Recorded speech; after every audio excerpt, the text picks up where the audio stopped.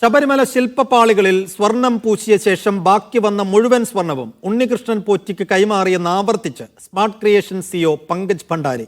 ഇതുവരെയും ഒരു പ്രതിയെപ്പോലും പിടികൂടാത്തത് അന്വേഷണത്തിൽ സംശയം ഉണ്ടാക്കുന്നതാണെന്ന് കെപിസിസി അധ്യക്ഷൻ സണ്ണി ജോസഫ് ആരോപിച്ചു. ദേവസ്വം ബോർഡിന്റെ തലപ്പത്ത് IAS വരണമെന്ന് SNDP യോഗം ജനറൽ സെക്രട്ടറി വെള്ളാപ്പള്ളി നടേശൻ ആവശ്യപ്പെട്ടു.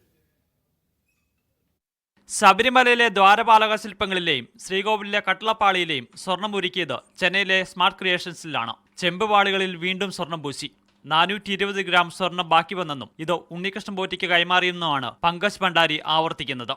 സ്മാർട്ട് ക്രിയേഷൻസിന്റെ വിശദീകരണം പൂർണ്ണമായും SIT വിശ്വാസത്തിലെടുക്കുന്നില്ല. ഇക്കാര്യത്തിൽ കൂടുതൽ അന്വേഷണം നടത്താനാണ് തീരുമാനം. ചെന്നൈയിലും ഹൈദരാബാദിലും ഉൾപ്പെടെ വീണ്ടും പരിശോധന നടത്തും. അന്വേഷണം ആരംഭിച്ച് ഇത്രയും ദിവസങ്ങളായിട്ടും ഒരു പ്രതിയിലേക്ക് പോലും അന്വേഷണം എത്തിയിട്ടില്ലെന്ന് KPCC പ്രസിഡന്റ് സണ്ണി ജോസഫ് ആരോപിച്ചു. പോലീസിന്റെ കൈകൾ കെട്ടിയിട്ടിരിക്കുകയാണെന്നും സണ്ണി ജോസഫ്. ഒരു തരി സ്വർണ്ണമെങ്കിലും കണ്ടെത്തിയോ? എവിടെ വിറ്റു, ആർക്ക് വിറ്റു എന്ന് കണ്ടെത്തിയോ? അതുകൊണ്ട് ആ ഏജൻസികളുടെ അന്വേഷണ നടപടികളിൽ ഞങ്ങൾക്ക് പൂർണ്ണ തൃപ്തിയില്ല. ഇതൊന്നും അന്വേഷിക്കാനോ പ്രതികളിലേക്ക് എത്താനോ പോലീസിന് കഴിഞ്ഞിട്ടില്ല. തിരുവിതാംകൂർ ദേവസ്വം ബോർഡിനെതിരെ നിലപാട് ഘടിപ്പിക്കുകയാണ് SNDP യോഗം ജനറൽ സെക്രട്ടറി വെള്ളാപ്പള്ളി നടേശൻ. കേരളത്തിലുള്ള എല്ലാ ദേവസ്വം ബോർഡ് അമ്പലങ്ങളിലും സമ്പത്തുള്ളത് എല്ലാം മോഷണമാണ്.